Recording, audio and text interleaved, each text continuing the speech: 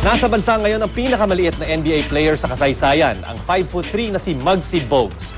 Ang small but terrible na basketballista, 14 na seasons nakapaglaro sa NBA at itinuturing pang isa sa mga best passers at steals leader ng liga. May news to go, si Chino Trinidad. Sa liga ng average height ay 6'7". Tila walang lugar para sa maliliit na malalaro ang NBA. Pero noong 1987, nakalusot sa tinuguriang Land of the Giants si Tyron Curtis Bogues o mas kilala bilang Muggsy Bogues. Sa height na 5'3", maliit man ang tingin sa kanya ng mga NBA legends noong kapanahunan niya, hindi naman daw nawala ang respeto nila sa kanya. They've talked, they've discussed your size, your height. Okay, everyone has talked about that. But has anyone actually asked you if there's anyone who actually measured the size of your heart? Not yet.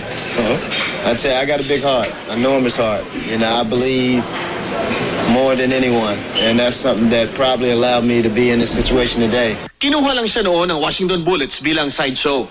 Ang inakala ng marami, magiging palamuti lang sa liga.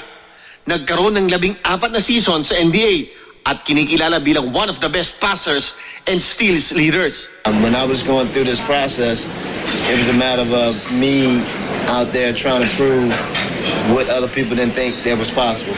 Si Muggsy Bogues ay patunay na hindi hadlang ang height sa kahit na sinong may nais maabot, hindi lamang sa basketball, ngunit sa maraming mga pagsubok ng buhay. Ang sikreto, ayon sa shortest player in NBA history, not normal as in other people's eyes. When they seen that you're supposed to be different and it's not supposed to be meant for guys of your size or so forth. But I didn't believe that. You know, I just had that in one ear, out the other. Hindi lang daw basketball skills ang nais niyang iwan sa ating mga kabataan. You gotta have and also want to make sure that they have a high spiritual foundation. You know, you gotta have that first spiritual foundation because, you know, that's also a key message of going forward. Chino Trinidad, GMA News.